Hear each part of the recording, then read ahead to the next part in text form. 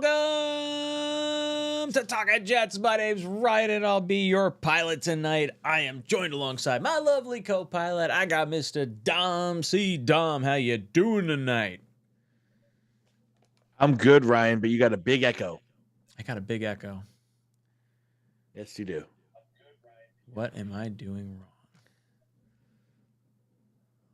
Let me see.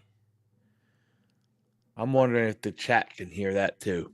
Chat, let us know. Can you hear an echo? Speaker is that. Let's see. Do you still hear an echo? Chat says they don't hear an echo. Do you hear an echo, Dom?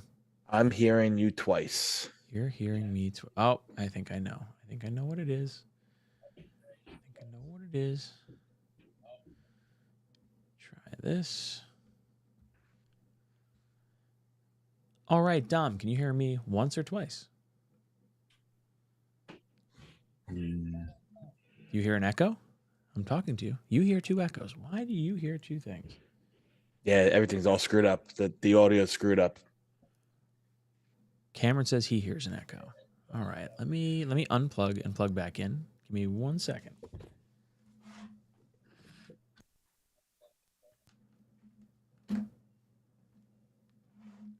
I don't know if I had it plugged in all the way. Does that work? Can you hear me? Now I'm good. You get one? Do you hear an echo? I got one. Nope. It's me. I don't think I had the XLR cable plugged in all the way. All right, we'll try this again. Welcome to Talking Jets.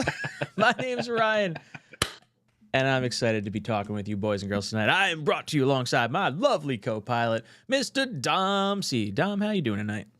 I'm good. The voice is a little harsh today.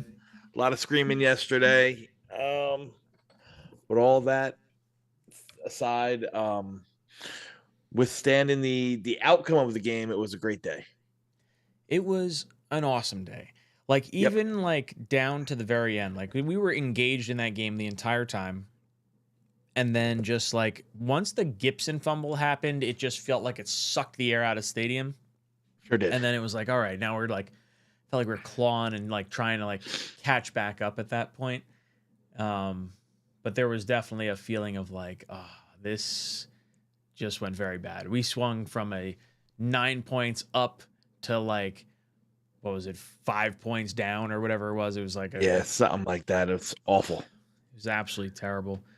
But boys and girls, make sure you hit that like button on the way in here. We'll talk a little bit about our day. We'll talk about the game, things we liked, things we didn't like, all that good stuff. Make sure you drop your comments in the comment section. We'll pull those up on screen as we discuss everything.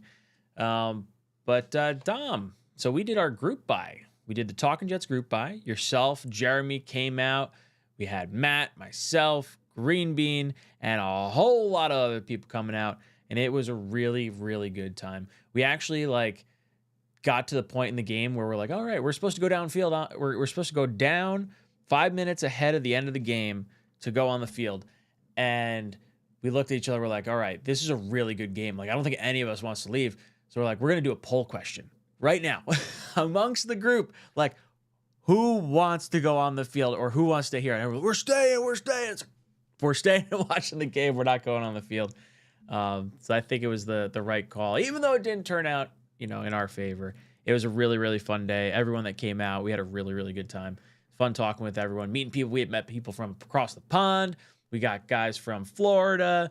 We got a whole bunch of people from like up north. It's just a really nice time. One guy from LA. LA, that's right. Yeah. It's nice to see. It's crazy. A lot of fun.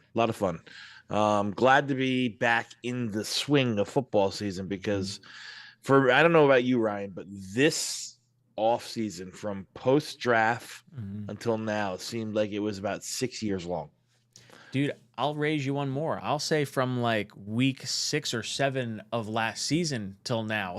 Very long. Yeah, like, you were not super engaged in as much in the draft as you have been in years past. So that's probably why. Well, life gets busy. So dude, I was dialed back a little bit with the kids and everything and the job. It was just like, I was into it, but just not quite where, like, my enthusiasm towards the end of last year was so low that the effort I wanted to put in was just like not there. But you know what? I'm feeling better. I feel happy that we had a really, really fun game to watch. It was competitive the whole time.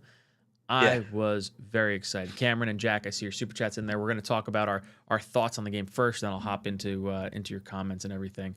So Dom, Justin Fields' debut.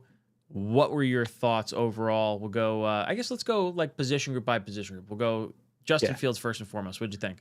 I mean, what's not to like? I thought Justin Fields really played excellent.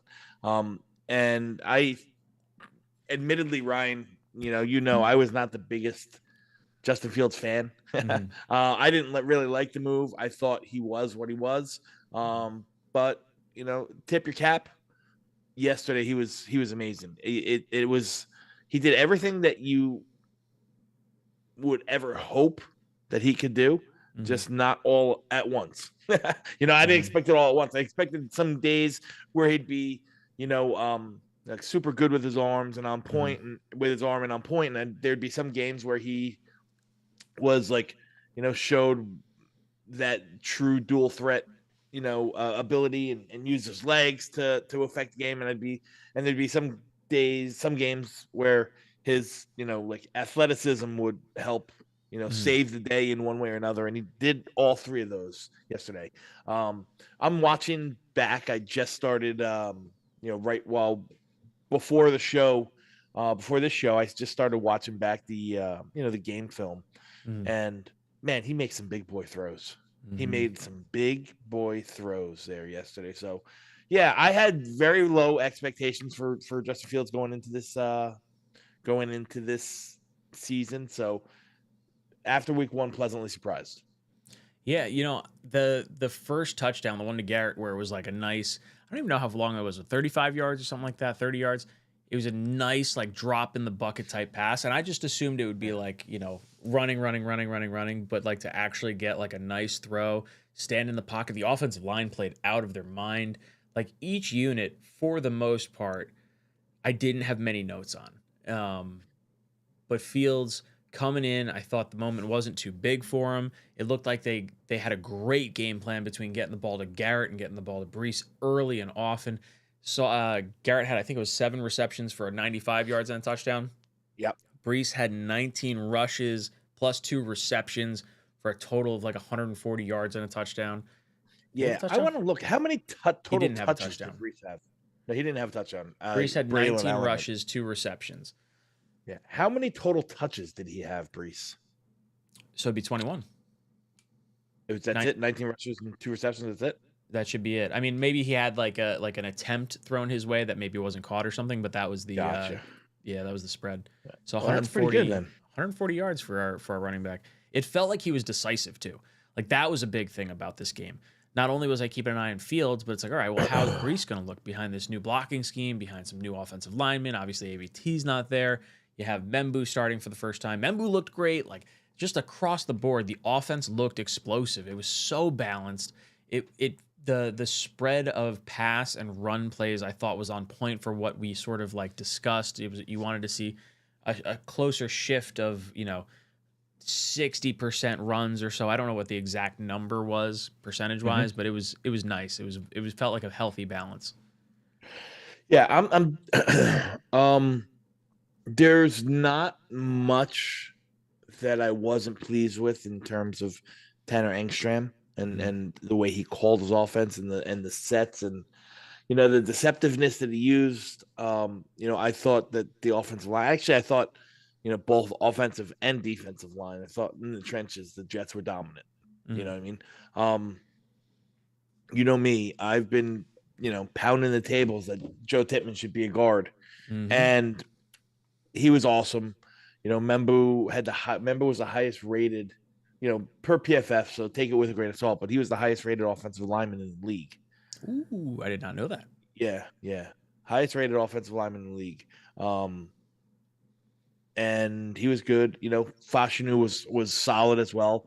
I think they said, 80% of the runs went to the left side, which is funny because you would think that Membu's the mauler. You would assume everything was going to go right, but it didn't. And Fashanu, he let up a sack. Whatever, it happens. He overset, and the guy made an inside move. I mean, Alex Highsmith and TJ Watt combined for one sack.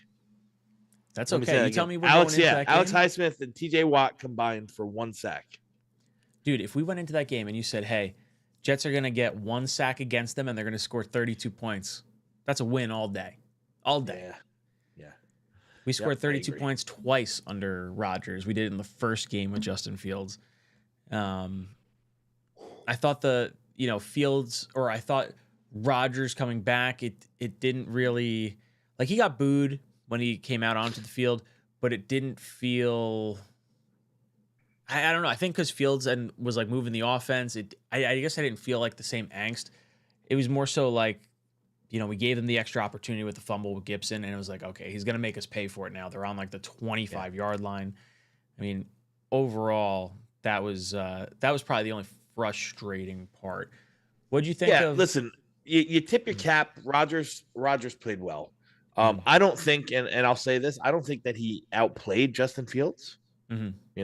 I just think that he's the more, veteran quarterback, and he knew how to attack. He knew how to make do on, little things that he saw or little weaknesses, Tip your cap, he played good, He saw Brandon Stevens and was like, I'm going to pick on this guy. Yeah, and if not for Brandon Stevens, dropping a ball that literally went through his hands as he was falling on his butt, Rodgers might have had yet another fourth quarter, turnover to end the game, on the hanging on the losing side of it. But didn't happen that way. You tip your cap to Rodgers. He played well. I thought their running game was non-existent. I thought that their run defense is even less existent. I'm talking about Pittsburgh now.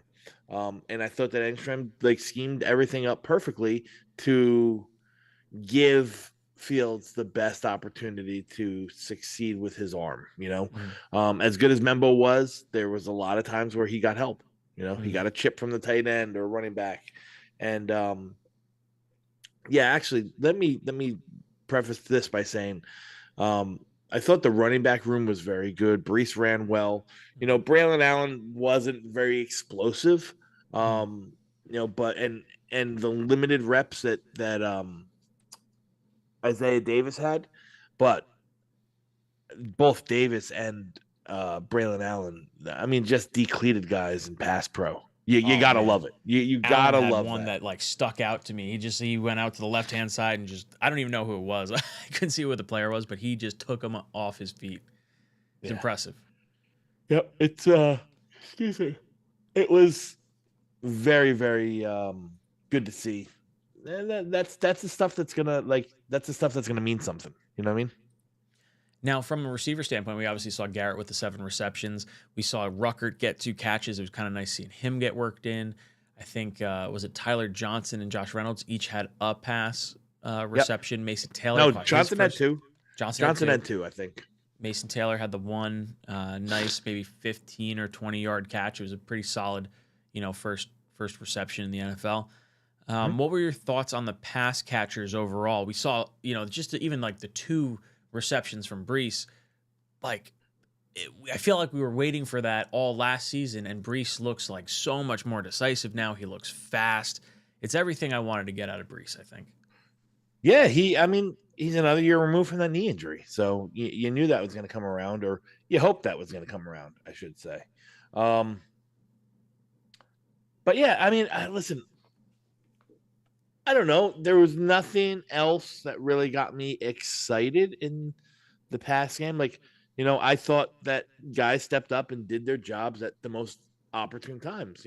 Jeremy Ruckert had 2 or 3 catches. I think they were all for first downs. 2 of them on third downs. Tyler Johnson made a really nice, difficult contested catch on a play that, Field saved with his arms. And then safety, Deshaun Elliott, I think it was, tried to make a play for the ball, and actually looks like he tips it, and Johnson has the wherewithal to stay with it and make that catch. I don't remember Reynolds ever really doing anything. I know that he caught a ball or caught the ball, but It was just like a big nothing burger to me. Mm. Really, like I said, it was how he got the ball in Garrett's hands and made Garrett the target whore, and then how he really kept the defense off kilter with his legs and his evasive off platform stuff.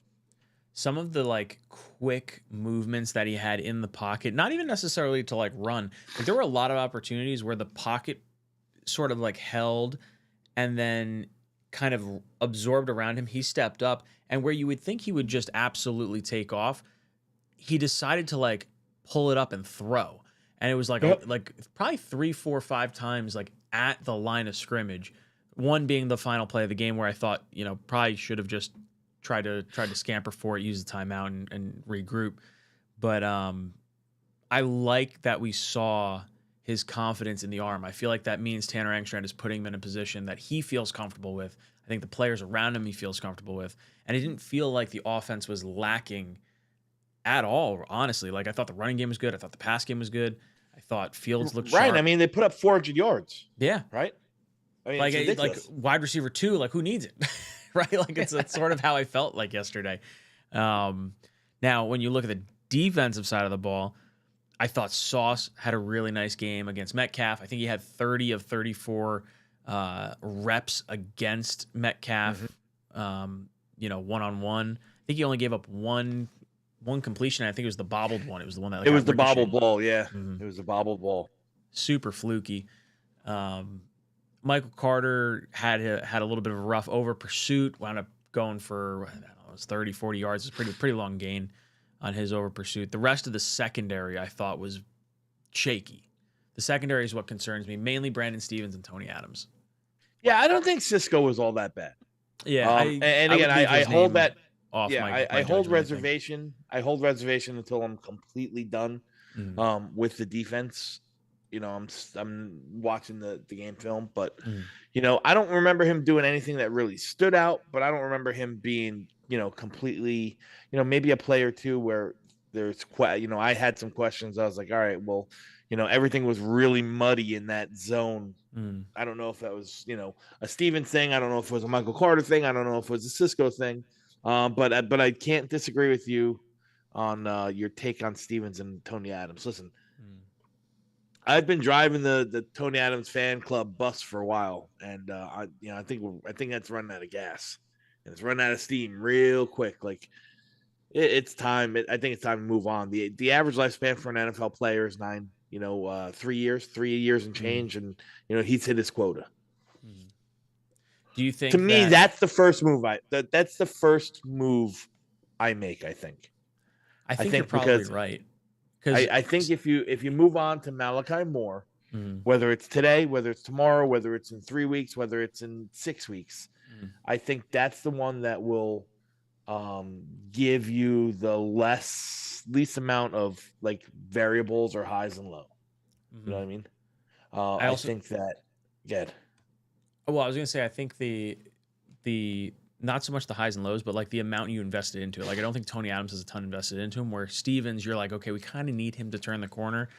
Malachi Moore looked like he could have been a starter through his time, like obviously at Alabama, and for what we got out of Tony Adams, like why not? And even like AZ Thomas, I would be like, okay, we're gonna prep this dude for, maybe it's after the bye week or whatever. Like you might be seeing some starting reps. Yeah. Those are probably the two pressure points on the defensive side that I felt, could have impressed.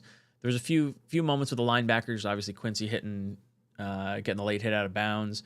Sherwood got beat on the one touchdown, but overall, I thought the front seven played pretty well. I mean, they had 2 yards of carry, I think, is what they running the ball. Oh yeah, I mean, they couldn't. Like I said, the defensive line played very, very well. And I thought Sherwood and Quincy. Quincy does what he does, man. Like I still say, and this is not a knock on him, but I still say he's much more athlete than he is football player, right? Mm. Like he's just he looks like he's spit out of a cannon. Mm-hmm. Um, at all times. So, he's going to make some big plays, going to make some big hits. He's going to, beat the ball to the guy in the backfield sometimes. So, yada, yada. And I think him always going from first to fifth gear is going to cause some of those, those penalties and that late hit stuff like that. That's stuff, he's got to check that shit at the door. I think him and Sherwood could have played a little better again, just from the bird's eye from where we were. They got fooled a lot, juked a lot on that play action stuff. So you got to figure out how to not bite, or at least not have both of them bite at the same time on the play action stuff. That gave up a little bit too. I'd like to see that tightened up. I'd like to see the whole defense the defense as a whole tighten up. But, I thought Quinnen was good. I thought Harrison Phillips was good. I saw Jermaine Johnson play 90% of the snaps. Again, he was a pressure monster. Didn't get home, but it was, him and Troy Fontenot had a great, mano-a-mano battle. That was wonderful. And yeah, I mean, they made. I'll instead of steering this towards the Jets defense, I'll steer it towards Pittsburgh. I think Pittsburgh made great plays. Like they like luck be a lady. They had luck fall to them at the most opportune times, and the Jets, had faux pas at the most inopportune times. Right? You talk about that. I mean, I can count 4 third downs. The first one with the Tony Adams whiff of the tackle, that was the 3rd and 20 or something like that. You know what I mean? Just a bunch of those, just a bunch of, blown coverages, not man coverages, but miscommunication that caused guys to leak wide open and stuff like that. You got to tighten that stuff up. And for the first time in a long time, I think we can say, as a whole or as a unit, the offense wasn't the worst of the 3. As a matter of fact, I'd probably say the offensive unit was the best unit that the Jets had there all day. I thought the special teams was fine until, the 𝐂𝐲𝐬𝐷 fumbled, but 𝐂𝐟𝐼R𝐷. Yeah, I thought the defensive side of things for the most part was all right. At least like up front, like Will McDonald getting his 2 sacks, like that felt really good to see that. But then you see, what I thought would be the strength of the team is the defense, and just to let up as many passing yards as they did, and as many long first downs, and as many,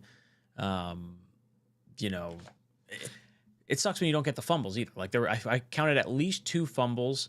There were 3 times the ball hit the ground, and Pittsburgh landed on all 3. 2 of them were their own fumbles that they recovered, and one was the Gibson fumble. Yep, dude. The whole day we saw, because I want to say it was like second quarter, third quarter was when those Steelers fumbles happened, and I turned to Greenbean. I was like, "We're gonna get one. They're playing violent." And then sure as shit, Gibson gets the next play, and it's on the ground. I'm like, "No, it's not." But not only that, too. 2 interceptions that went through our hands. Yep. Michael Carter's was a tough play, great defensive play. Yeah. Tough play, but you're getting paid now as a top 4 slot. Make the pick. Yep. Yeah, the Stevens one hurt. That one hurt. The Steven ones was a dagger. That was a dagger. Throw some super chats up here. We got Cameron says, we got Ohio State Justin Fields. So exciting. I'm super proud of the team overall calling in tonight. Yeah, we're going to do call-ins tonight. After Dom and I talk, I'll go through some of your calls and we'll hammer some stuff out. But yeah, I'm for a loss. I know Glenn said no moral victories or whatever, but I came away from that game really wishing we won, because it would have just put the little cherry on top. But I felt like we saw way more positive things. I'm listening to the radio. I'm listening to all the different sportscasters and things like that. And it feels like there was very clearly a positive reaction to everything around the New York Jets. And, Rodgers had 4 touchdowns. That was kind of the thing. Overall, though, it felt like people were pretty impressed with what the Jets did. I mean, Fields was the top quarterback. I had this discussion and not argument, but I had this discussion with some guys last night and then today again. I get it. A win, it doesn't mean anything. You're still 0-1. It doesn't mean anything. You can outplay a team and still lose. Like, that's the same old Jets. Like, I get that. But if you can't watch that game and see something different and take something positive out of it, Yep. then I don't know why you're watching. That's my opinion. I think it's spot on. Yeah, I think that, the end result might have been the same, unfortunately. But Pittsburgh's a veteran team. The veteran leaders on that team. They're I think the second oldest team in the NFL. We're the second youngest team in the NFL. We have to learn how to win games like that. We're not there yet. You know what I mean? That'll come. Jack said, had a blast with you guys yesterday. Y'all are a blast. Such a great community we could build. Jack, thank you so much for coming out. Honestly, like the crew of people that came out and the tailgate we had and just like hanging out in the stands, like we really, really had a good time. It was a lot of fun. The energy was high the entire time. I mean, going straight from the Quinnen Williams sack right off the bat. I mean, you couldn't have, asked for more, from the jump. Very, very fun across the board. So thank you, Jack. We have a great community out here. Blitz Crew. Yeah, we do.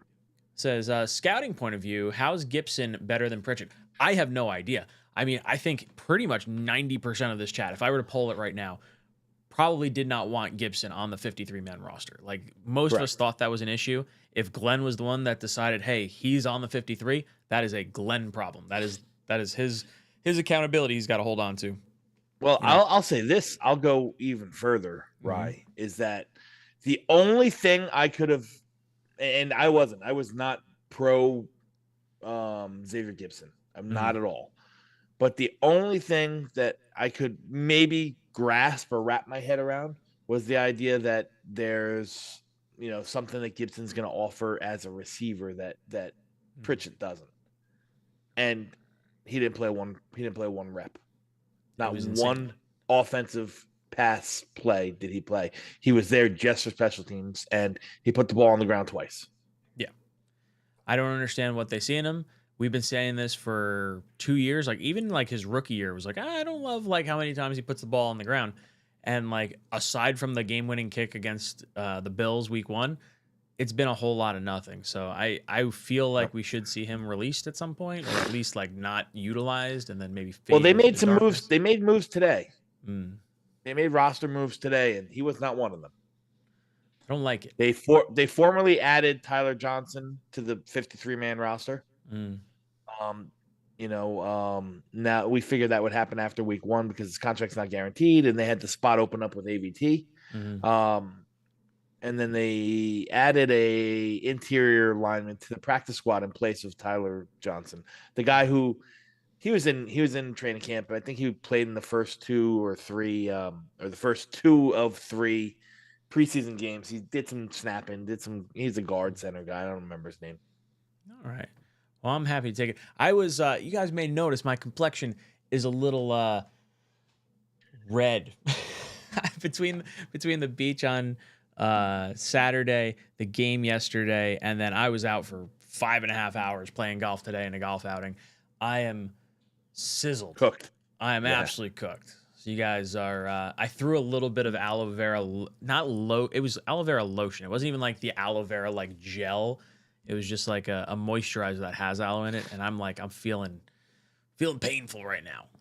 Crispy. Shay Man comes in. He says, Ryan, thank you so much for autographing my 6-year-old son's football at the tailgate. He really appreciated it. Oh, of course, dude. Anytime. That was fun. I don't know if I've ever signed a football, so I was pretty pumped on that. Let's see. Some gold sunglasses and Ryan would straight up look like Iron Man. I am red. May's putting in the red face. Do you have an aloe vera fund? Can donate to. You're looking crispy tonight. Yep. That's about right. That says it hurts. How much money do you need to do the show shirtless? I mean, if you see the tan line, look at that burn. Look at that burn. That is a power red V right there. Ugh. My sleeves. Like just right to there. Ask me how I played today, Dom. Do you think I played well? How'd you play today, Ryan? I did not play well. You were in an outing? It was a scramble? I was in a scramble outing, and I did not hit the range beforehand. I did not hit the putting green. It was a little rough because we did have aerated greens, so that was part of the issue of that.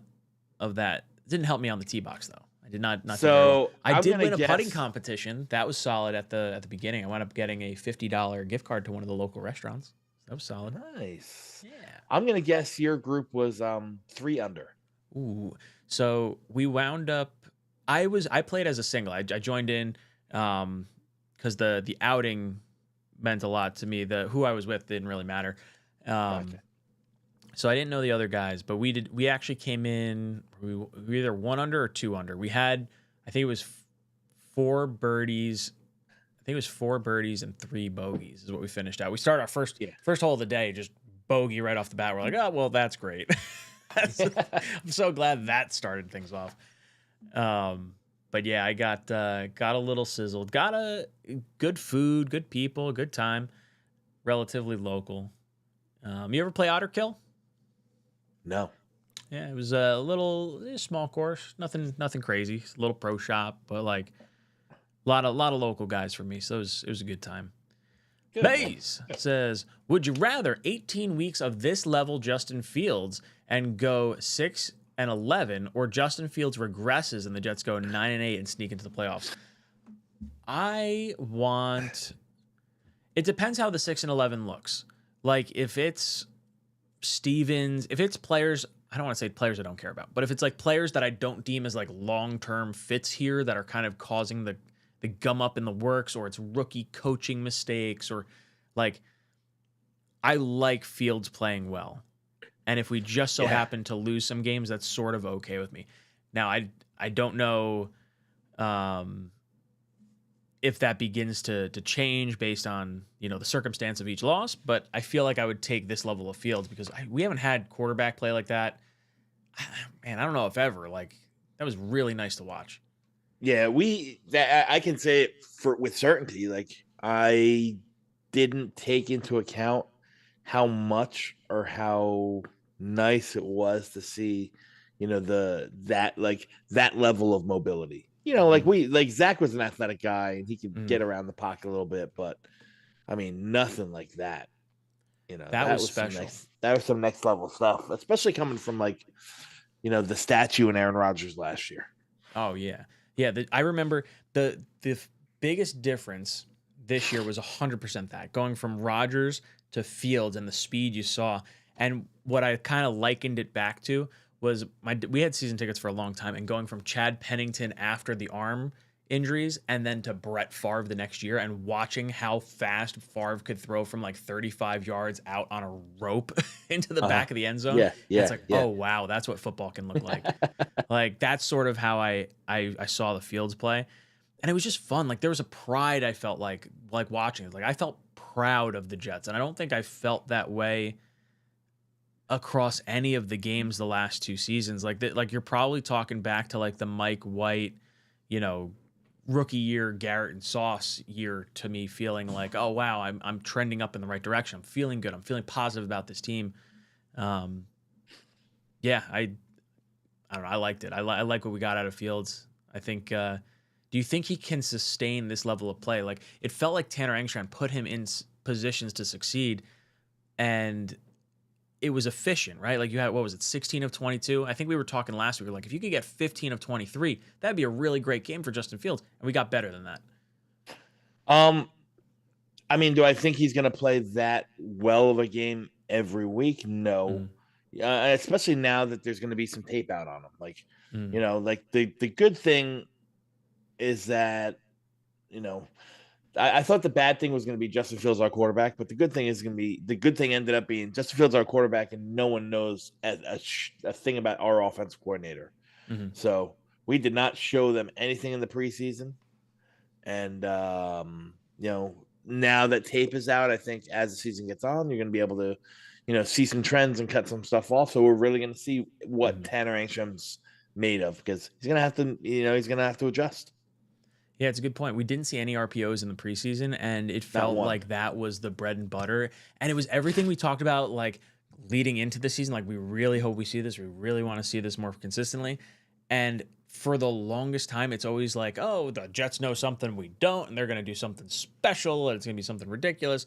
But no, they actually, it felt like they followed what the fans wanted to see them do, and it actually worked. And the areas that they didn't listen to the fans, like the Gibson and the Stevens side of things, those were kind of the weak points of it. But yeah, Fields had himself a nice little day. He sure did. How am I going to be able to pronounce this? Podophilis Rex. Awesome day yesterday. You guys were great hosts. Well, dude, we're so glad that you came out and hung out with us. We had a really nice time. Tailgate Joe put on a really good tailgate. Went a little sideways there with losing some of the alcohol, unfortunately, but Joe did a good job. Yeah. It was fun. I mean, the weather, kind of sucked, but it worked out perfect for the game. Dude, the weather was rough for probably the first hour of the tailgate, and then it was like maybe a little misty and like gloomy. Like there was definitely some empty seats in that stadium, and it took maybe the entire first quarter before it felt like it was really rocking. And maybe you had some like maybe on the end zones that were not quite as filled in. There was a lot of black and yellow there. Like it was tough when there was a play, especially field goals, because like the advantage point we had.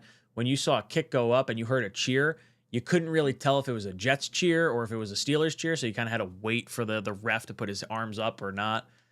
Yeah, I agree. And let's talk about that. You just mentioned something. Mm-hmm. That referee crew was a little bit rough. Dude, there was a few times where like Fields got on both popped. sides, in fairness, but it hurt a little more on ours. There was a blatant face mask or horse collar on Brees. There was 2 Justin Fields hits that were late. One of them out of bounds, one of them inbounds by Jalen Ramsey. Then you had that whole debacle when they called like a chop block on the offense. Yes. Yep. And then they came back. The other guy comes back and it's like, no, that's on that penalty's on the defense. It's on the other guy. What's going on? Oh, hilarious! It really, honestly, that was the wackiest part for like calls. But yeah, like honestly, the Simpson, there's little things, right? Like if I had to nitpick, and I shouldn't even say nitpick because they wound up being important parts of the game, but I thought there were statement things that happened, right? Like early on in the game or early on in the day, it felt like it was going to be hard to come by points. It was going to be, most people said you would take the under. So Justin Fields and the offense scores a touchdown, and we're like, all right, let's go for 2. We missed the extra point. Once you miss the extra point, now I feel like, all right, well, now I'm feeling a little uneasy about kicking it anyway. Let's try to get the tush push. Let's get 2 points. In the end, those 2 points really, really hurt later on. Same thing before the half. Justin Fields gets hit. John Simpson comes over and starts protecting his quarterback. I loved watching the protection of the quarterback, but it kind of knocked us out of a position where we could have been able to potentially get some points before the end of the game or before the end of the half. Yep. And then Quincy getting the hit out of bounds. Like, I don't know. It felt like I was more okay with some of the hiccups because it felt out of character. Like, how many times did we sit here and bitch about Connor McGovern not standing up for Zach Wilson? And like Simpson, since he got here last year, has really been an enforcer. And I think he's going to get himself a nice little payday at the end of the year. I hope the Jets decide to retain him. Yeah, especially with AVT going down. Like, there's no guarantee that he'll be back. So I'm on board. Sign him to it's not a contract that's going to break the bank. Let him be the left guard and keep Tippmann at right guard and figure out the center through free agency and or day 3 on the draft. You can do it. So I'm super pumped on this. I see Andrew in the chat. Andrew Grzanka 3D printed a Jets necklace for each of us. And I'm super giddy. It's going to live on my little statue dude in the background, but now I have to wear it. My girls, I came home with this around my neck, and my little girls were like pumped. They were like, "Oh, so is my son. My 9-year-old has a 3D printer." And he makes all, and he's like, "Oh, that's awesome." He's like, "But mine doesn't. I can't make it that big. This, that, and another thing." So, yeah. It's My awesome. girls, I came through the door and like I put it on my littlest one, and she was like smiling from ear to ear. It's draping down to like her knees, and then like the other one's like, Daddy, can I do it? It's like, okay, well, we gotta take turns. So when Rennie's done with it, now Shay can do it. And then Shay has it on. She's super pumped. I came downstairs with the girls. Like I made their, warm milk in the morning, and I bring them downstairs. She's like, Daddy, you don't have your necklace on. I was like, I'm going to play golf. I was like, I can't have the necklace on right now. I was like, but I will put it on later. So thank you, Andrew. Awesome. This was very, very cool. Yeah. Thank you so much, dude. It was awesome. And just throwing a little lobster in there. Look at this. Ryan, you look like you were attacked by killer tomatoes. A little red. You look like a lobster. Do you believe in hats? I went out and I knew as soon as I got to the course, I was like, I did not put sunblock on. There's no trees here. It's super sunny. This is going to hurt. This is going to be a painful day. I'm usually pretty decent at putting on sunblock, but I'm usually good like 1 or 2 times a year of having like a beet red. Usually it's like Jets training camp. I go to Jets training camp and I'm sitting out in the sun and then I get cooked. But today was the golf day. Gangrene 44 says, I didn't play well either. Well, at least that makes 2 of us. Did he play with you, Gangrene 44? I don't know. There was a lot of Jet fans there. So the guy that the outing was for, it was actually a friend of mine who passed away a few years ago, and he was a big Jet fan. So like a lot of the people there were friends of his that happened to be Jet fans. So like I wore my Chubbies, like all like splattered Jet, gear and everything. They gave away Jet green polos for the for each entry that you had. Each person in the outing got one. But it was very, very neat. Like people had like Jet hats on. So like I'm talking to everyone about the game. They're coming up to me like, oh, dude, what'd you think of this? What'd you think of that? I'm like, dude, I could talk football all day. I was like, now I got to try and figure out how to play golf. But man, I was super happy. It felt good. There was a positive vibe from like the people, just like whether it's leaving the lot yesterday, being in the stands. Like there wasn't like this like, oh man, that I hate this. It was more of like a man. I really wish we got it, but man, I'm feeling good. Like I feel really good. Yeah, something's different. Yes, and even like it's nice to read like the national media kind of say the same thing. There's a couple guys that I follow, implicitly on Twitter, and 2 guys in the scouting draft world. And both of them said, yeah, hands down, the best film that I've seen so far is the Jets offense. He's like, they didn't even win. That feels so good to hear. It took a little bit of the sting off when I saw the Ravens lose last night to the Bills. I was really hoping we could have gotten a full AFC East 0-1. Oh my God, dude. I mean, bright side is if we beat the Bills next week, I guess we're in first because we have the division win, and then AFC record is the same. We'll be playing for first place. Miami looked like they got shellacked. I'm surprised they didn't all get fired today. Oh man, that was bad. Yeah, Ryan, I'm not gonna sit here and be warm and fuzzy about next week in Buffalo. No. I think it's gonna be a rough one. I mean, the saving grace for me is that Buffalo pulled out the win and we didn't pull out the win. So I feel like, not that they're going to take their foot off the gas at all, but I feel like we're going to have some juice trying to like, okay, we got to try and get this one. Like we're still the underdog, and we're like, they may have played their quote unquote Super Bowl. Like think about when we played the Patriots in the playoffs, and it was like, okay, we're just emotionally exhausted and we just didn't have the same amount of energy coming out the next week. Now, granted, this is the beginning of the season, so it's probably a little different, but I think I think our secondary is going to have a really hard time with Josh Allen. I think that's. If you get a quarterback that can,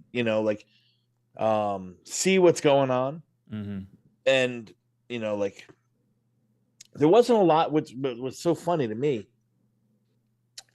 It wasn't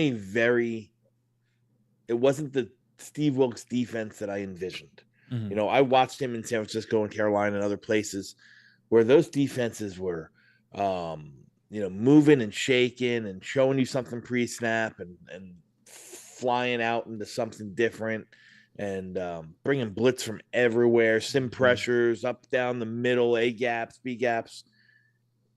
He blitzed a little bit. He definitely did blitz a little bit, but everything else was kind of vanilla. Mhm. And I think Aaron, you put something vanilla versus Aaron Rodgers, he's gonna find the soft spot. You know, Mhm.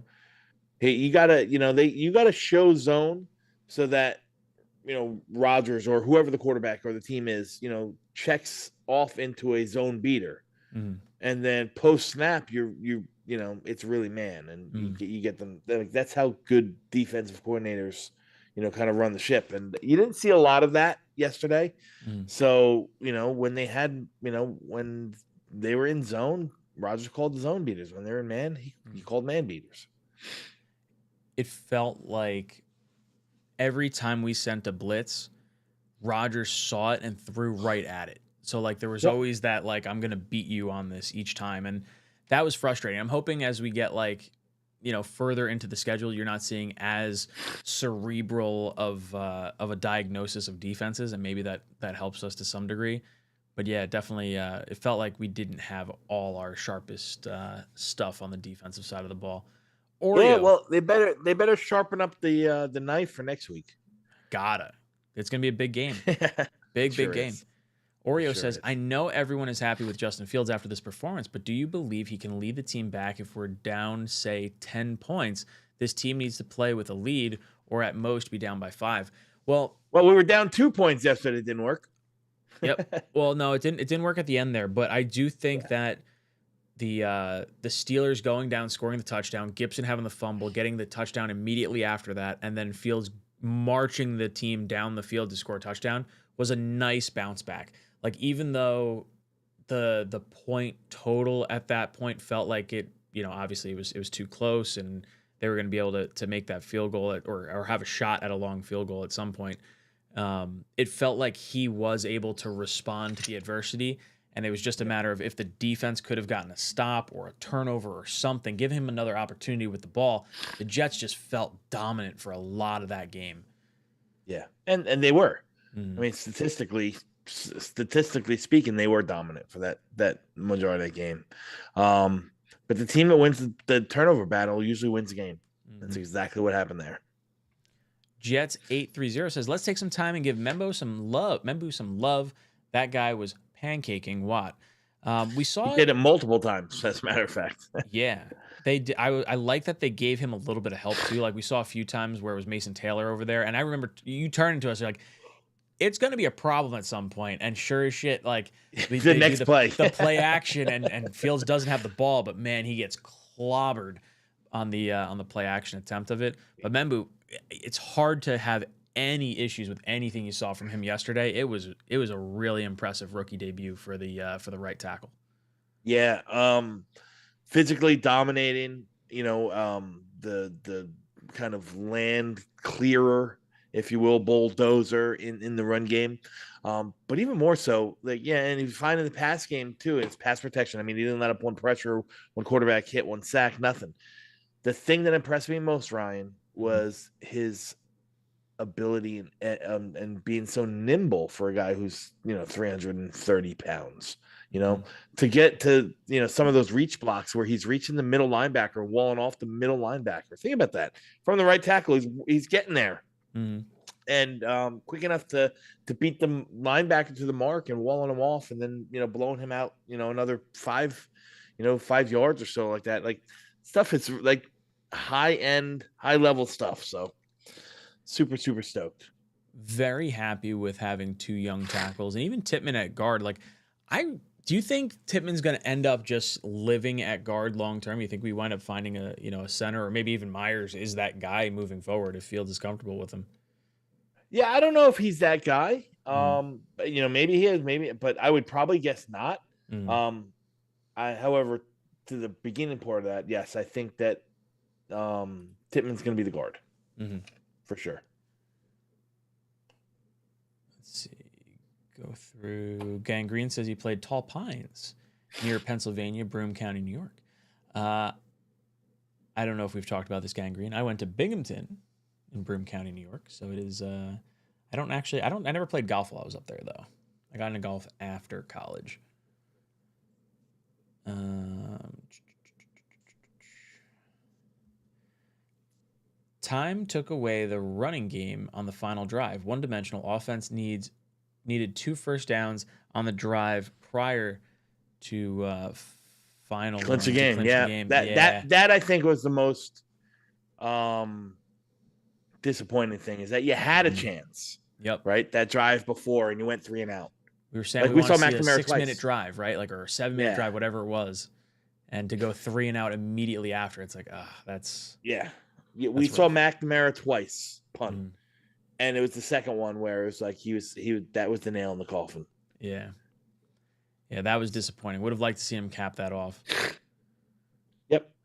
But you're right. Like, all we needed to do is, 2-3 first downs, just claw away and have, put together that 5-6 minute drive, and game's over.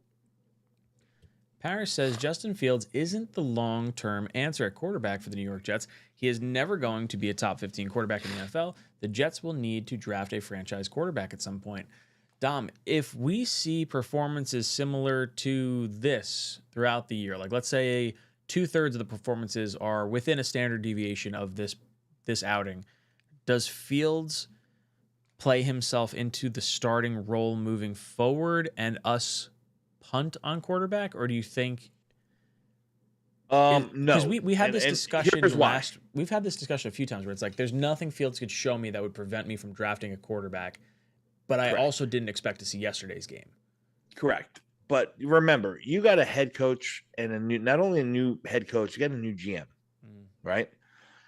They're going to want to bring their quarterback in. Most of them do, right? That's really your security is kind of tied to the success of the quarterback that you end up drafting. If you go back through the annals of history, you'll see that most GMs go and get their guy and they either sink or swim with them. You know what I mean? So I don't think that Muji in his first GM stint, maybe the only bite of the apple he ever going to get is going to hitch his wagon to Justin Fields. No way. They're going to draft a quarterback. Now, is that quarterback going to be the day one starter in 2026? Nope, I'm not saying that. Maybe this is the plan. Is you give Justin Fields this year, he's his contract's guaranteed for next year, a big portion, but next year he's going to help prepare the guy after Justin Fields.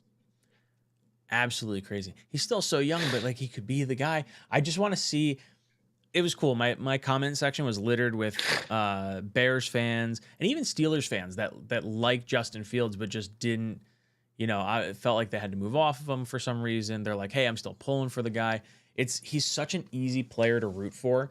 Like, I want to see him do well. I just don't want to buy into the I don't want to call it smoke and mirrors, but I don't want to buy in and then find out we've passed on the quarterbacks for next year and then it's all for nothing. That's a conversation we can have in the off season, though.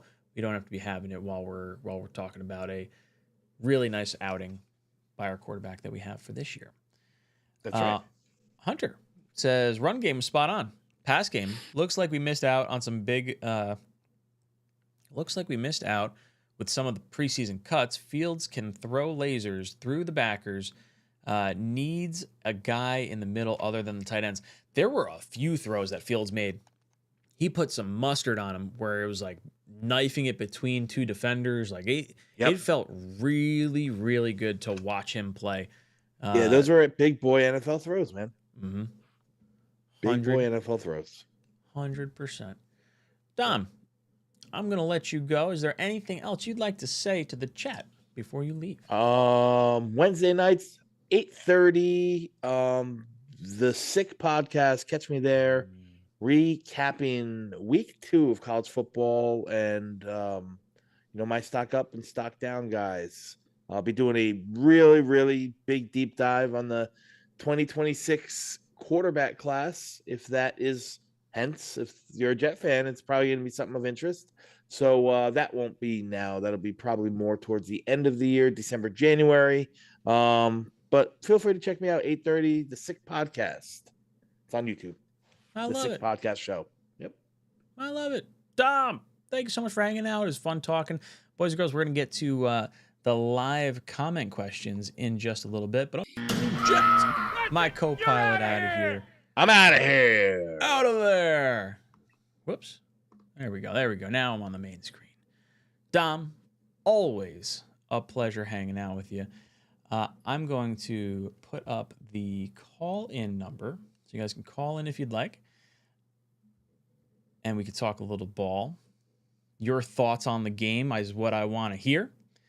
Before we do that, I do want to recognize Sleeper as the sponsor of the channel. Are you using the Sleeper app for daily fantasy? If you're not, you're missing out. You think you know football? Then try and turn your football knowledge into real money with the Sleeper app, the ultimate fantasy sports app that can turn game day into payday. Just download the Sleeper app and pick more or less on your favorite players with more stats than any other daily fantasy app. Just choose 2 or more of your favorite players from pregame or live. Pick more or less from the predicted stats, and you could win up to 1,000 times your money if your picks win. Use promo code JETSTALK, and you'll get up to $100 match on your first deposit. Terms and conditions apply. See Sleeper's terms of use for details. Bam! I have my picks from this past week, and let me show you how I did. How did I do? So I had Breece Hall above 45.5 rushing yards. Thank you. I'll take that. Garrett Wilson, 0.5 anytime touchdowns. I had more on that. Thank you very much. Aaron Rodgers, I had less than 206.5 yards. What did we finish at? I know it was not. I know he beat that. Where did he go? Jets, Steelers. What was his final? He had 244 through the air. So it got me by 40 yards. And then Metcalf, 56.5 yards. He did go over that as well. So I was right on the Jet stuff, wrong on the Steelers stuff. I had a little bit more faith in our defense. But boys, if you'd like to play along and have some fun throughout the season, use the link in the description down below. I've had a lot of fun playing with Sleeper. I use it for all my fantasy leagues, and just trying to win a little bit of cheddar as we go throughout the football season. All right. Call-in question is in the, not question, call-in number is in the live chat. I'll leave that pinned right there at the top. I did put a poll question in there. Did you like the decision to go for 2 after the first touchdown? 52% of people said no. 48% of people said yes. I totally understand the people that are saying no. They didn't like seeing that because it meant you're now chasing points.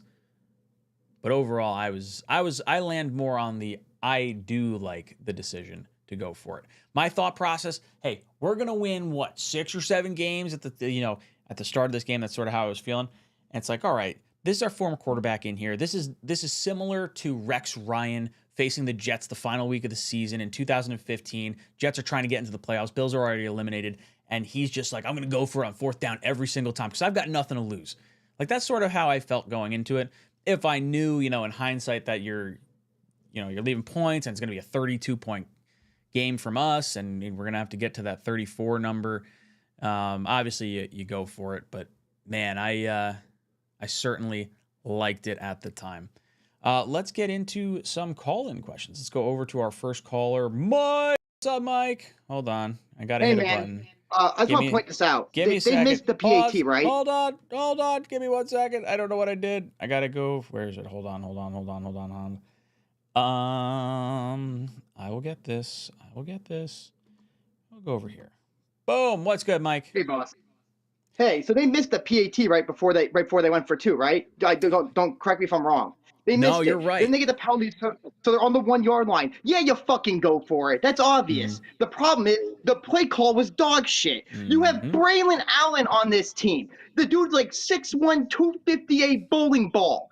Give him the fucking ball. Come on. I can't. Okay, that's my first thing. Yes, the play call was dog shit. The call was the idea to go for it was the right call. Now, I woke up today and I wasn't that mad about the game because we scored 34 points, which is a miracle. But Xavier Gibson is still on the team. Explain to me how he's on the team. I can't. No, explain to me. Also, the refs missed like 5 blatant bullshit unnecessary roughness on Justin Fields. Dude got rocked handing the ball off on a play action, and there's no flag. You can't even touch Mahomes. You can't touch him, but you can blow up my quarterback on a handoff? Get the fuck out of here. Good on you, Simpson. So AVT's gone at the end of this year. It's going to be Simpson and Kittman at guard. They'll find a center. That's my take on this whole thing, to cover that quickly, because he's available 50% of the games that he could play in, so he's going to be gone. So they'll move Tittman to guard. They'll figure that out. Like the offense, Steven's the problem. I vouched for him, and he fucking let me down. That dude's a liability out there. My God, holy shit. I was wrong. I thought Glenn could fix him. I don't think duct tape could fix that guy. He's broken. That's frustrating. Duct tape is the standard of quality of fixing a thing. I mean, come on. Like, I like the call to go for 2 because it was supposed to be points at a premium. You have a real chance to go up 8. It's a huge move. It was the right call there. The one thing I really want to talk about was Allen Lazard being a healthy scratch when our receivers are dog shit. I understand he's not great, but Jesus Christ, guys, what are we doing here? Like, and you cut Pritchett, if I'm not mistaken, because he fumbled during the preseason. That was like the main reason you cut him for Gibson. So he can fumble the ball in the fucking during the regular game. That makes sense. Bring Pritchett in right now. What are we doing? I can't. It's frustrating me so much. The game was in our hands, and you let Aaron fucking Rodgers take it from us. Son of a bitch. It was the one game I wanted. Also, way too many Steeler fans that game. Oh my goodness gracious. Way too much black and yellow in that game. That was upsetting. But like there's so many like little things that upset me during the game. Like overall, the offense looked great, but the defense couldn't stop a nosebleed, which is very concerning. I thought the blitzes looked really just predictable. They didn't look like they were trying to confuse Rodgers, and I don't know why you wouldn't try to confuse the guy, because you're playing right to his strength. So a little disappointed there. I just feel like it's not 2021 anymore, 2022. You're not Robert Saleh. So get Zig Gibson off the fucking team, and god damn it, run the ball with Braylon Allen. Holy shit. Play the fucking short yards with this guy. Why can't we do this still? Why is it so hard for me to get what I want from this fucking team? Get some help. Oh my goodness. I'm going to leave, but I'll probably call back later when I get more mad when I think it's some other garbage that happened. Stop hitting my quarterback late. I swear to God, I'll go on the... You've been ejected from the cockpit. Oh, man. That was fun. I thoroughly enjoyed that. We've got Charles, then Cameron. Then we got, is Tanner good? And Hunter from Virginia. We'll go through, get your calls in here as we go through all this. So let's get into Charles. How you doing, dude? I'm doing great, man. I do agree with most of the stuff that Mikey had to say. I was one of those people that voted no. I did not agree going for 2 on the first attempt. I thought we should have retried the extra point, but that's just me personally. Although the play call, I hate these fucking, excuse my language, I fucking hate these long handoffs, man. You got a big-ass running back that's half the size of Derrick Henry, hand that motherfucker off old school style, right up the ass of the center, 1 yard line, get it in from that way. I thought Justin Fields played very well yesterday. Was he perfect? No, he missed some throws here and there, but shit happens. I thought our offensive line was phenomenal. I thought Olu Fashanu, outside of giving up that sack to Highsmith on that stunt, I thought he played very well. John Simpson looks like a stud again. Josh Myers, there was one offensive lineman that really impressed the hell out of me yesterday. I would probably rate Josh Myers. I'm not saying Josh Myers was a bad player, but I thought he played very well in pass protection. He did a lot better in the run blocking than I thought he was going to do. He impressed the hell out of me yesterday. Joe Tippin was great. Obviously, he's a very good player. You could play him at center, even though he's shown to be a better guard than he is at center. He's a very good player. And Omar Mambo, he was a man yesterday. You know, he handled his business for the TJ Watt, future Hall of Famer right there. And Breece Hall, man. Breece Hall, opening day of the season, 107 yards. Please, Lord, if you're listening to us Jet fans, make Breece Hall our first 1,000-yard rusher since 2015. That's all I ask. We haven't had one since Chris Ivory back in 2015, which was 10 years ago. Garrett Wilson played well. I know he dropped that pass on 4th down. I thought Justin Fields could have ran with it. Honestly, my father felt the same way. I agree. As for our defense, I thought the run defense was phenomenal. The pass rush was great. I mean, Quinton Williams' first play of the season was the sack on his buddy. Will McDonald recorded the fourth multi-sack game of his career, which is awesome. Quincy Williams had a sack. I thought Jermaine Johnson made somewhat his presence felt yesterday. Made a couple of nice hits, made a couple of nice pressure moves on Aaron Rodgers. Hopefully, I think he'll get a few. I think if he gets around 8 sacks this year, I'll be very happy. Jermaine Johnson. I thought our linebackers were okay. But the problem was our pass defense, our secondary. I mean, Brandon Stevens. The fuck you doing? You're on your ass every fucking time. Change your goddamn cleats. If you can't play football, get the fuck out of New York. Pack your bags. Get the fuck out. Do you think Go join the Looney Tunes sustainable? squad or something. Huh? Do you think this offense is sustainable, or you think this was a flash in the I'm not saying it's sustainable yet. I'm not going to be one of those people who's like, oh, we're going to keep this the rest of the year. No. But I did like what I saw from the first game of the season. I did like, especially from our running game. I had a feeling we were going to be a running-heavy team, which is great. I prefer a run-heavy team than a pass-heavy team. So that's it. Thank you, Charles. You've been ejected from the cockpit.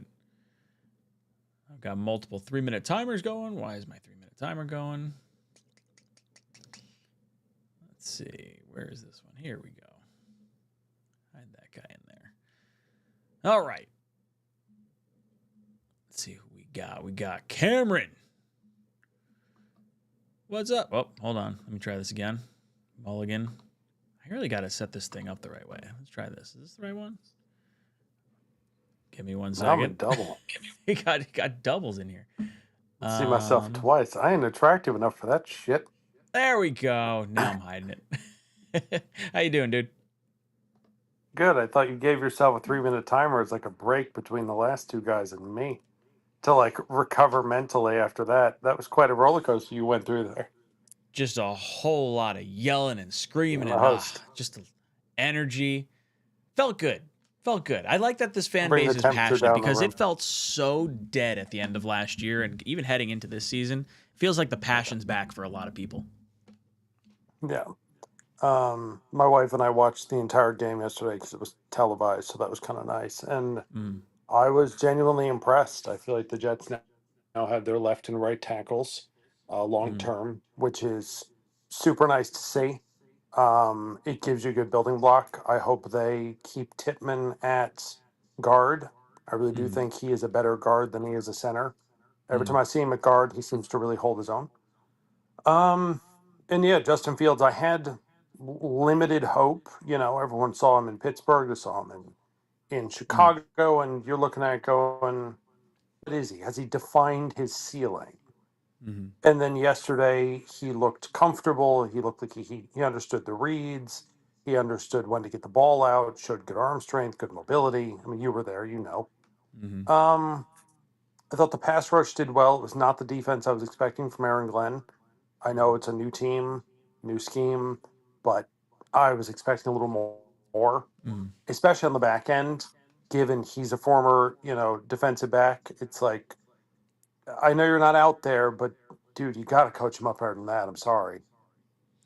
It felt like the defense, even though we got the sacks, it felt like we were lacking. Like we still couldn't generate the turnovers. Right. You still couldn't consistently get pressure on Rodgers. You couldn't stop the big play when you needed it. Like it felt very Jets football when you're seeing okay, it's 3rd and 15, and most teams are like, oh, we're getting off the field because we're gonna have a nice little pass rush. It's like, no, I'm sweating bullets every time there's an extra down for the quarterback with this defense right now. Outside of Sauce, Sauce in the front for. Oh, Sauce played great. Sauce played his money yesterday. 100%. I thought the run defense was pretty stout. I don't know what the breakdown was total between pass and run for them. It just felt like Rodgers was able to take advantage of our pass games, like our pass defense. So it didn't feel like they needed to run as much. No, it felt like they put it in Rodgers' hands and let him kind of dictate the offense. And he clearly saw some things and was like, you know what, I can take advantage of this. Austin, for them, I couldn't tell you. I knew who he was before that game, but I'll remember him afterwards because he just kept getting open. And maybe it was our coverage. Maybe he'll do nothing the rest of the year. But I was like, holy shit, can we put a spy on him or something? Like, he's always open. So, I just don't want to see the same consistent mistakes. Like if they could fix each thing little by little, like this week, I would expect Allen's going to give us problems with like his mobility or like the big bomb down the field. Like I didn't feel like we got like the big one from Rodgers too much. It was like a No, surgical he was kind underneath of, a lot. yeah, a lot of surgical type moves from him. Cameron, any last words before I eject you from the cockpit? As always, have a good night, Ryan. Good night, boom, chicken. You've been ejected from the cockpit. Always a pleasure talking to you, dude. I've got Tanner is good, ? Hunter from Virginia, and Max calling in. But I want to recognize Juju. Juju, thank you so much for becoming a member of the channel, dude. Greatly appreciated. Where's my Jets button? There we go. Much appreciated. I thought I saw another comment in here. Oh, Andrew asking, how did I do in the Pick'em League? I honestly don't know. Let's see where I ended up. That's the wrong app. Sleeper.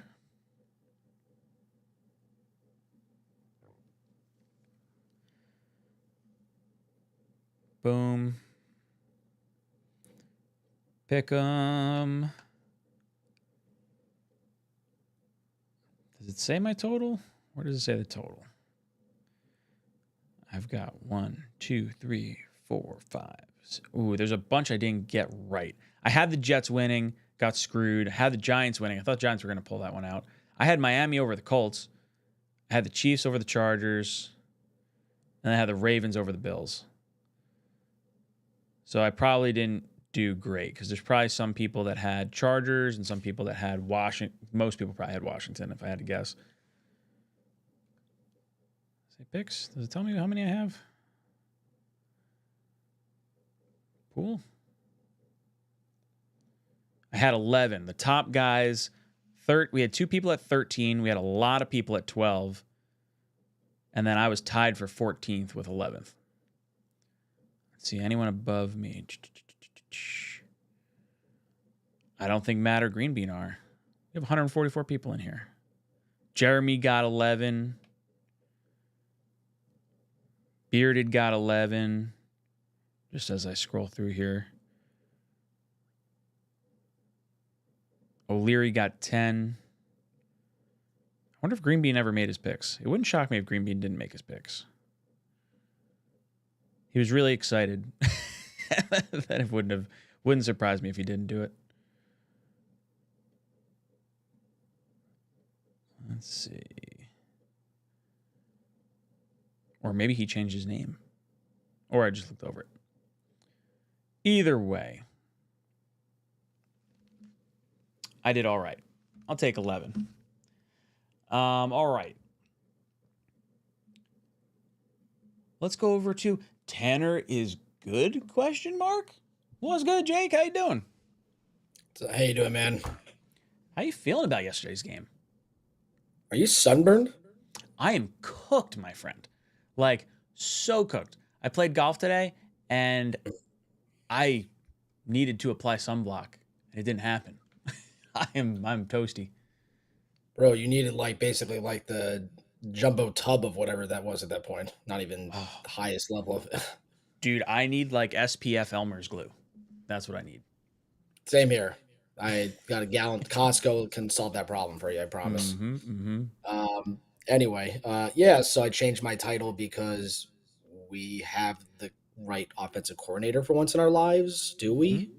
I think so. I mean, that was like everyone talked about Aaron Glenn all year, and I'm like, is this offensive coordinator going to develop the right quarterback? And it's week 1. I'm not going to do the week 1 overreactions, but the kid's got some creativity, and it didn't look like the Jahmyr Gibbs Monty double back look because I don't think I think they're trying to make Breece Hall look good till they trade him at some point, but I think they got to start getting Braylon Allen involved, and I think they did a little bit of that, which was good.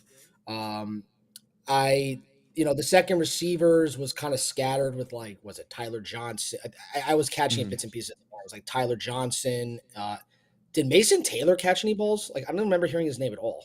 He had one catch for, I want to say it was 25 yards or 20 yards. It was like a nice little like flag route. I want to say it was just like between the hash and the numbers on the left hand side. I don't know who he caught it in front of, but it was a nice little catch, just one. Yeah, I mean, I would hope while we don't have who's after Garrett answer questioned at all right now, I would hope he can do something, or maybe that's why they drafted him. I don't know what their rationale is behind it. They're trying to have the Laporta. I love Justin Fields. This just proves more and more Zach Wilson was the most idiotic, stupid pick ever. I mean, this is gonna why Joe Douglas got fired is probably a reason for this moment. He hopefully can become, maybe this is the Baker year. Maybe he'll be like Baker. He was on the right team, the third team, which I never like to say, but maybe he's finally going to be in the right position. It's just giving him the right protection. And I think they're giving it to the tackles. I don't want to hear more about Brock Bowers anymore. It's like, you can take a tight end whatever you want. If you don't have the protection, this would be a colossal disaster. So they definitely did a good job against TJ Watt and all them. I'm not going to really blame like Justin for the end of the drive. I mean, Garrett got blasted at that play. I mean, you can't really ask much of him at that point. But look, the defense, it's got to be better. I didn't really know we had Brandon Stevens about a few weeks ago. Like I said before, like I didn't even really look. I just didn't pay attention. I was just like, I don't really care who they're bringing in here. They really didn't bring any big names. I think DJ Reed was the guy. And I just think right now the secondary is a work in progress. I don't think it's terrible. I just think it's a work in progress. You have Sauce, so it's always going to look good. Keep him on the number one receiver all year. And the name, honestly, that I think deserves the most credit is Nick Folk. Nick Folk came in and actually makes kicks at his age. I mean, he made, Greg the leg look embarrassing at this point. I mean, to have a reliable kicker in crap weather yesterday, that's going to matter come like November and December. Like I was actually shocked he made the team. I was like, oh, we're going to get another kicker. Nick's not going to be healthy enough, but maybe they should. I like the fact that he at least made some kicks when it mattered. It's just, I think that is going to matter at some point if we get into these close games. And finally, I don't know, Ryan, you could respond. What do you think so far? Yeah, I think the kicking game, I wish he had made the extra point initially, because I don't know if we go for 2 with the penalty if he makes the kick. I feel like they may have opted to like, I guess that's one you could probably put on the kickoff, but him missing the kick, I think with the penalty encouraged us to probably go for the 2 that let us down maybe not the best route, but I mean he kicked from super far. I mean the kicking team on both sides, Boswell had 2 kicks of 60+ yards yesterday, like just a beast. Like it's hard to like get mad at the Jets defense that final drive, because it's like, all right, well you set him up with a 60-yarder. Like if he hits that, it's like, all right, they kind of like deserve it at that point. Yeah, give the Steelers credit. Boswell made a really nice kick. I was standing next to a Steeler fan. I was like, listen, you guys deserve this. Like I thought it was a risk. I was like, there's no guarantee this is a chip shot. The last thing I'll say is that, look, I'm still not a big Aaron Glenn guy. It's going to take me a long time to get around the idea, but I watched his post game finally for a few minutes before I got on here, and I like the fact he just came right out of the gate and said, I'm not doing the sunshine and puppies bullshit like Saleh and Bowles and all these guys did. Like, I do like that, because right off the bat, that is kind of Parcells-esque. He's showing me already right now, I'm not doing moral victories, even though I'm talking like a moral victory, which is shocking. I thought I'd say that today. I did not think this at all. I think a lot of Jet fans are feeling that though. Like I'm the fact I even want to semi-watch the game next week off Red Zone. I'm actually like that. It's shocking to me. But the Bills look like the best team in football right now. I mean, last night was like all the juice they need. And, Glenn doesn't really know the Bills that well. So I know they had that game, was it Thanksgiving or something a year or so ago? Somewhat of an idea. But right now, like Josh Allen's riding high. I will say the Bills defense has gotten worse. There's going to be one negative to Buffalo. I know it was Lamar Jackson to them last night, but the Bills defense is not impressing me as much anymore. It's really not. And I think they're kind of relying now on Josh Allen and the offense to kind of drive them as far as possible. That's why I think McDermott's not really a great head coach. I think it's more along the lines of just, we're going to rely on the MVP quarterback that we can as long as possible. So, I want at least to see a game like this again. If we go 0-2, so be it. I want to see that we're not by halftime like trying to go get a Thurman hot dog in the concessions. Like I want to know like we're actually in these games, So that way, by the end of the season, when you're evaluating this team, and I'm not even just by the end of the season, I'm talking by week 6 or 7, you can say, okay, there is something here. That's why Tanner after week 1, impressive. But the bottom line here is do it next week, do it next week, do it next week, do it next week, do it next. I'm like Glenn. I'm not doing moral victories. I'm just trying to say at least they did more than I expected, well beyond my expectations. But obviously defense, they got to play better. Obviously, everyone, even across the board, got to play better, like Belichick would say. So. I agree, Jake. Thank you so much for the call. You've been ejected from the cockpit. Whoops. Hold on. My other buddy that called in. Call in. I accidentally booted you by mistake. There we go. Hunter. All right. Let me get Hunter from Virginia in here. Hunter, how you doing, dude? What's going on, brother? It's been a while. It's been a minute. I'm feeling pretty good. I'm a lot more optimistic than I was the last time. Absolutely, man. I mean, Glenn said it. Everybody's been saying it. No moral victories. Y'all kind of covered it in that last little conversation. It's nice to watch a football game and not be pulling my hair out the whole time because of stupid mistakes. I'm pulling my hair out because it's a good game. I haven't seen a good Jets football game in I don't know how long. So it's super refreshing. Sneaky signing, which I was a little bit iffy about, was Phillips. He really switched that D-line up. You've got another interior guy who can actually play the run. Not that Quinnen can't, but him being in there, plugging gaps, letting Quinnen kind of do his thing in the run game while also, still being a threat for the run game and everything. That front line is awesome. I am really excited about them for the rest of the year. Linebackers, okay. They're starting to send them and not just relying on the edge guys. It made a difference.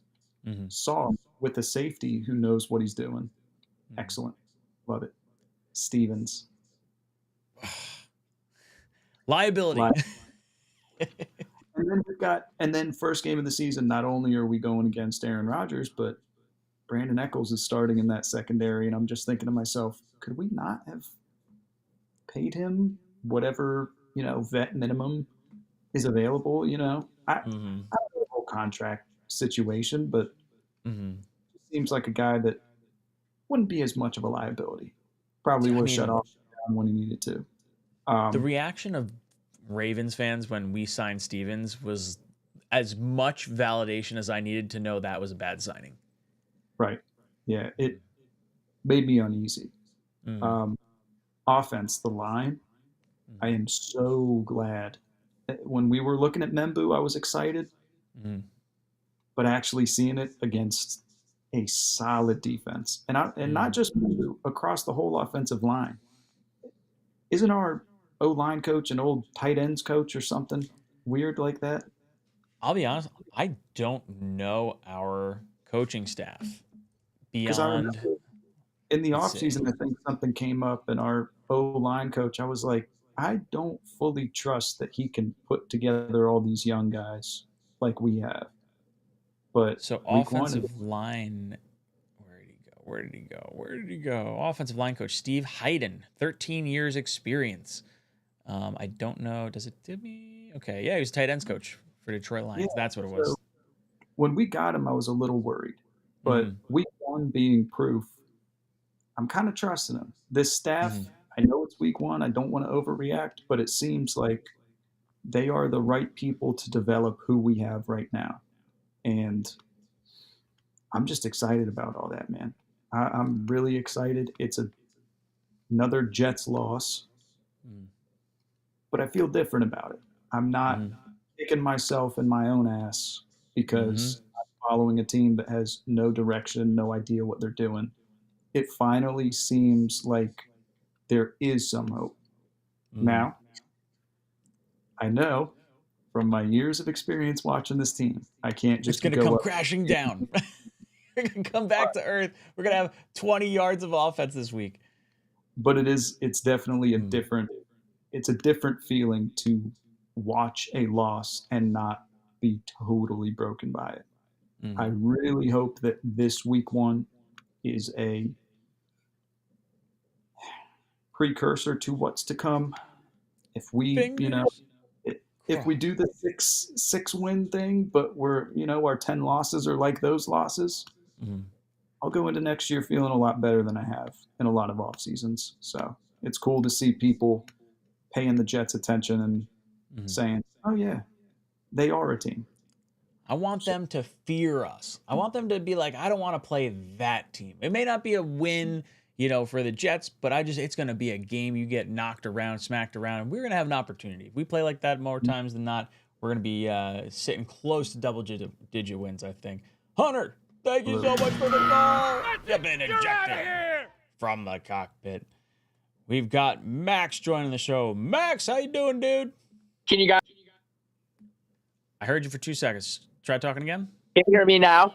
Got you loud and clear. So, I think the Jets played good, but I understand a lot of Jets fans are pissed. I get it. I would have liked the Jets to win. We made some dumb mistakes, but there is a lot of positives in this game. So I feel the offense played good. Justin Fields had 3 total touchdowns. He had 1 passing, 2 rushing. Tanner Engstrand had really good play calls. The only thing I didn't really like about Engstrand, I didn't think the 2-point calls were that good. If we successfully went for the 2-point conversions twice, we would have won the game. I also think our defense didn't play that well. Our defense let Rodgers have 4 touchdowns. We should have had 2 interceptions. That DK catch should have never happened. And I feel like Gibson also sold the game. With that fumble recovery on the kickoff. I think Pritchett needs to be elevated. Oh, 100%. There's no way Gibson should have even made this roster. The fact that Pritchett wasn't activated yesterday was super frustrating. And then when Nwangwu goes down, it's like, all right, now we're really relying on Gibson. I feel like Aaron Smith has more potential as a kick returner than Gibson. Smith, you said? Yeah, Aaron Smith. Yeah, I mean, he's gotta. I would think. I'm pretty much over the Gibson experience. Did he return? Did Aaron Smith return 2? I think he only returned 1 kick. I think it was the last one. I think all the other ones went to Gibson, but he returned 1 kick, but he played better than Gibson. Because Gibson cost us the game, and he has so many fumbles. I'm shocked he even made the team. Dude, it's constantly all the time with Gibson. He's always bobbling the ball or putting it on the turf. Clearly this regime did not watch any of the tape on him in previous years, because I don't know one fan that was like, oh, Gibson needs to be on this roster. Yeah, I think Pritchett should have made it over Gibson. Now, what do you think of Breece's performance and Garrett's performance? I think Breece Hall played good. There's a lot of people saying in the offseason, trade Breece Hall. Breece Hall is very good, and Tanner Engstrand used Breece Hall in a creative way. And then I think Garrett Wilson played good. The Fields to Garrett Wilson connection is finally back. Even though Garrett's kind of sold us the game in the end, it was probably a hard catch to make. Now, do you think is this sustainable moving forward? It could be sustainable as long as Fields continues playing good. Engstrand plays good. The Steelers' defense is decent.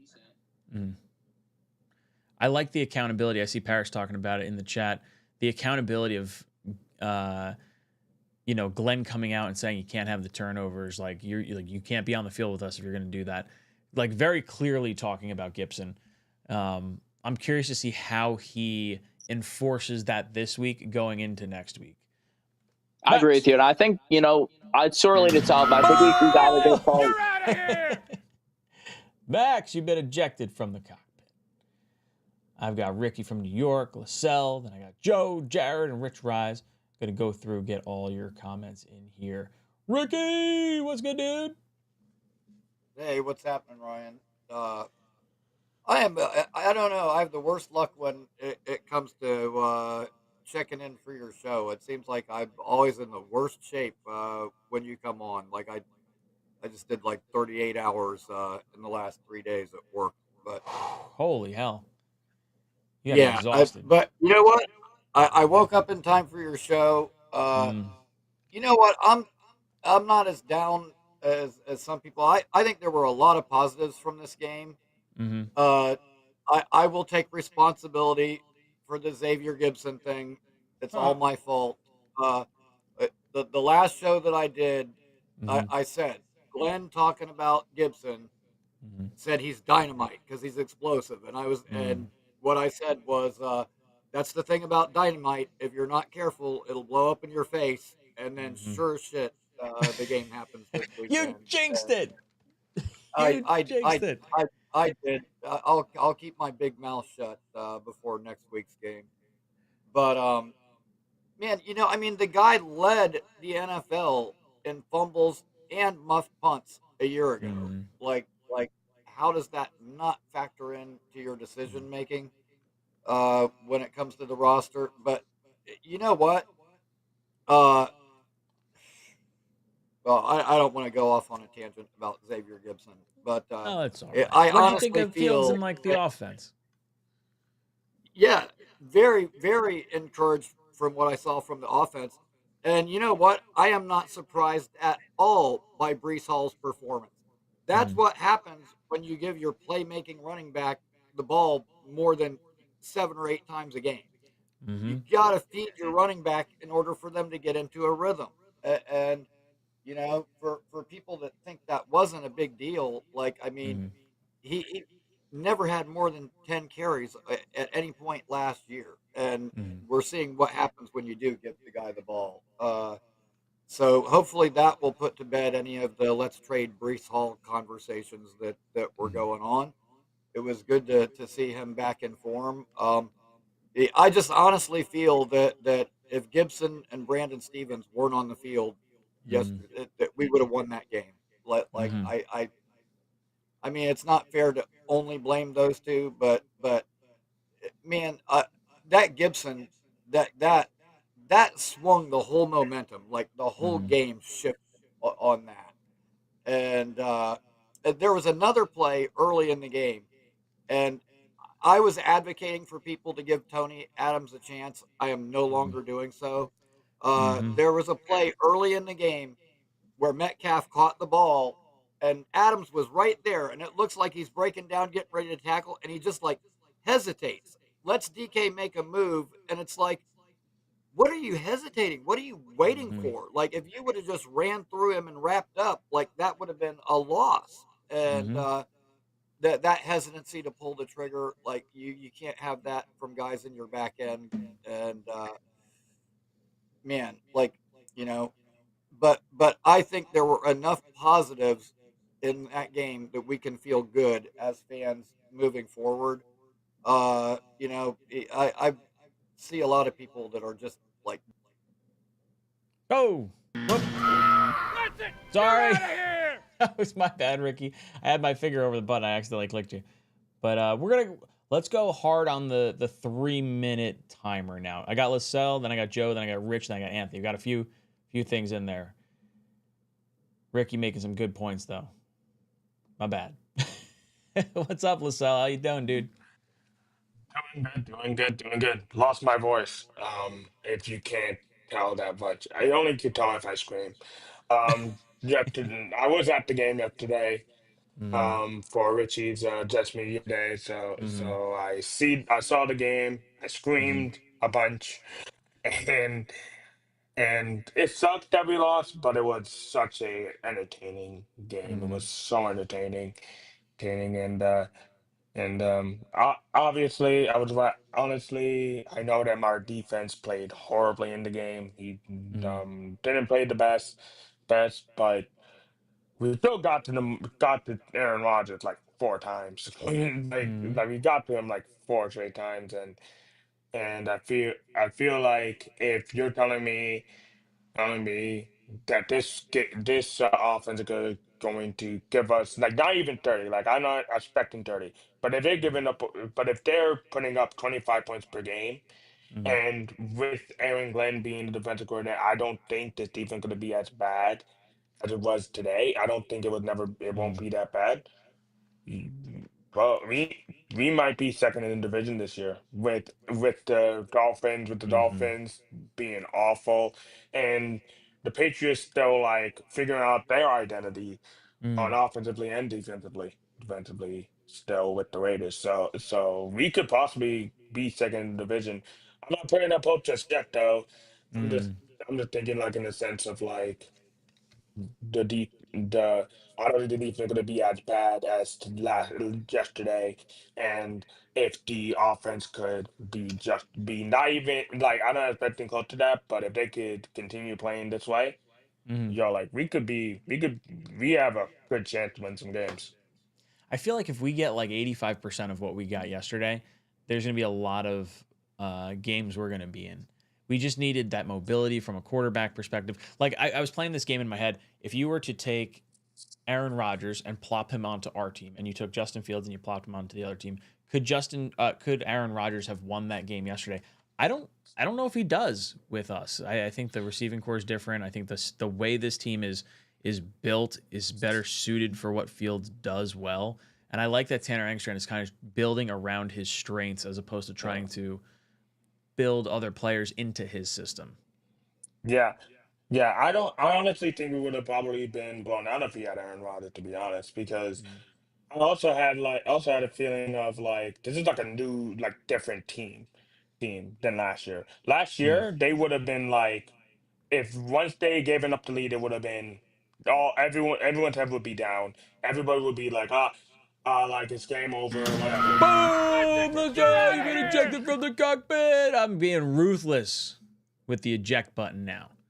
You got a bunch of people calling in, so we'll get through it. We got Joe on the line. Joe, how you doing, dude? Hey, I'm good. How you doing? Dude, it just feels nice. It's weird. It's nice that we got competent football. Like the bar was so low of what I wanted to see that we've eclipsed that even with a loss. Yeah, no, I told my cousin, and the main thing I wanted to see was a Jet, not, and I don't want to say same old Jets because that's so cliche, but because I don't think we were the same old Jets yesterday. The fact that we actually fought back into the game after a fumble was encouraging. The downfall is seeing a fumble on something like Gibson where we didn't want him to begin with. And not just one, he fumbled twice. Yeah, the first one too, right? He like bobbled it or whatever. Well, yeah. I think he kind of like didn't realize, he thought he was down by contact, and then he realized he wasn't. Right. And then ball jumped on it. Yeah. So like, he was like, "Oh, I'm done. Actually, I'm not." Yeah. Situational awareness. So, yeah. So. Yeah, but it was very encouraging. I mean, obviously, I wanted to win against Aaron Rodgers. For people that saying he's washed, I mean, obviously, he just showed he's not. I mean, I do think that he got some bailout by our defense. We missed 2 interceptions, and he didn't. I mean, he still missed wide open people like he did with the Jets. But I mean, he still can sling it when he needs to. But yeah, I mean, I don't know. It you was give him encouraging. enough space. You give him enough space, he's going to make you pay for it. And I feel like he had a bunch of opportunities where like his receivers were running wide open for a touchdown. At least 2 of the 4 that I remember off the top of my head were like pretty wide open. Yeah, I mean, what was nice is the fact that we actually have a rush defense again. That was nice that we actually can swallow up some plays there, and I don't know. Overall, it was an encouraging game. I was a little down last night, and then I did some FanDuel betting, and There you go. I had turned a $10 bet into $1,400. So holy smokes, what was the bet?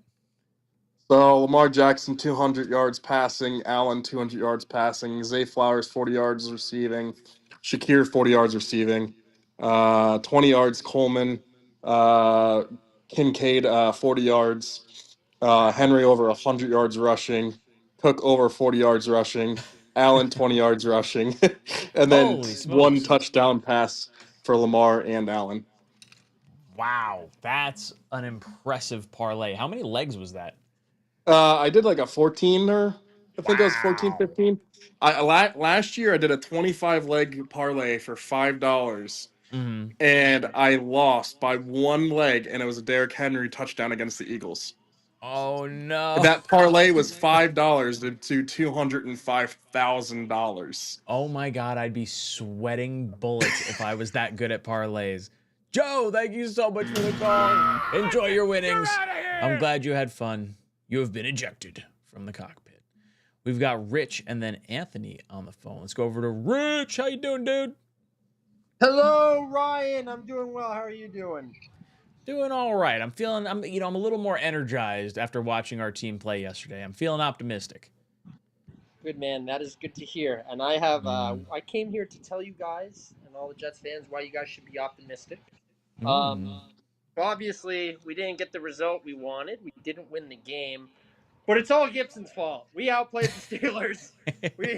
we outcoached them. That was the first time in 15 years where I feel like we had really competent coaching. The offense looked like a fucking different team. That didn't look like the Jets on the field. Dude, I was so proud of our team. And the best part is, after they played that really good game, that really good performance, Aaron Glenn didn't even say that was a great game. We won based on the play. He said, there's no moral victories. You think that message doesn't rub off on the locker room?